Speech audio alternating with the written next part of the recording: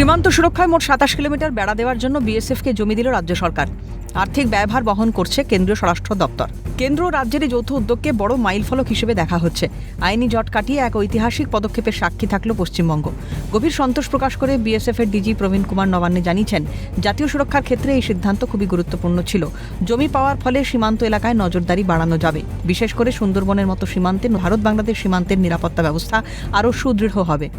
এটা অনেক দীর্ঘদিন ধরে আমরা চেয়েছিলাম যে আমাদের ফেন্সিং জন্যে বা ইনফ্রাস্ট্রাকচার জন্যে বা একটা সিনার্জি আমাদের বিএসএফ যারা বর্ডার গার্ডিং ফোর্স আমরা কাজ করি স্যার স্টেট গভর্নমেন্ট সঙ্গে হবে। এইটা স্যার গত কিছুদিন ধরে এবং আজকে যে ল্যান্ড হস্তান্তরণ হচ্ছে আমরা একটা আমূলচূল পরিবর্তনটা দেখলাম। আমাদের পুরোটাই সম্পূর্ণ এটা ভরসা যে আমাদের যে সিনার্জি একটা দরকার হয় স্যার, যেটা আমরা স্টেট গভর্নমেন্ট পক্ষ থেকে চাই, সেটা এখানে ওয়েস্ট বেঙ্গল পশ্চিমবঙ্গে এটা আমরা পাবো। এর পাওয়ার পরে আমাদের যে ফেন্সিং কনস্ট্রাকশন যেখানে যেখানে লম্বিত ছিল সেটা হবে।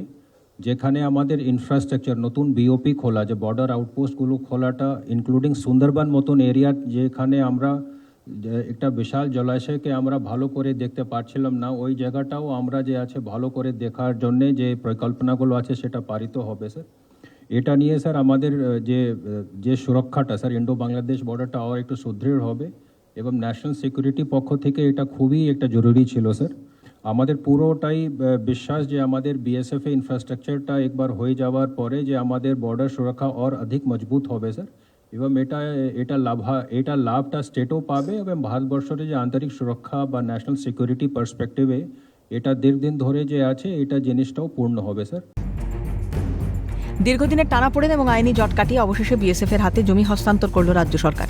মুখ্যমন্ত্রী শুভেন্দু অধিকারী স্পষ্টই জানিয়েছেন, সরকার আসার 2 সপ্তাহের মধ্যেই বর্ডার আউটপোস্ট নির্মাণ এবং কাঁটাতারের বেড়া দেওয়ার জন্য নির্ধারিত 27 কিলোমিটার জমি সম্পূর্ণভাবে হস্তান্তর করে দেওয়া হলো। একই সঙ্গে তিনি জানিয়েছেন, আগের সরকার অবৈধ অনুপ্রবেশকারীদের রক্ষার জন্য এবং ভোট ব্যাংকের জন্য জমি হস্তান্তরের কাজে বাধা দিয়েছিল। এখন বিএসএফ যতটুকু জমি চাইবে তা দিয়ে দেওয়া হবে। রাজনৈতিক মহলের মতে, জমি হস্তান্তরের ফলে সীমান্ত এলাকায় নজরদারি বহুগুণ বৃদ্ধি পাবে এবং অনুপ্রবেশ ও চোরাচালানের মতো আন্তঃসীমান্ত অপরাধ দমনে বিশেষভাবে সাহায্য করবে। ক্যামেরায় সুরজিৎ প্রামাণিকের সঙ্গে সায়ন্তন ভট্টাচার্যের রিপোর্ট, ক্যালকাটা নিউজ।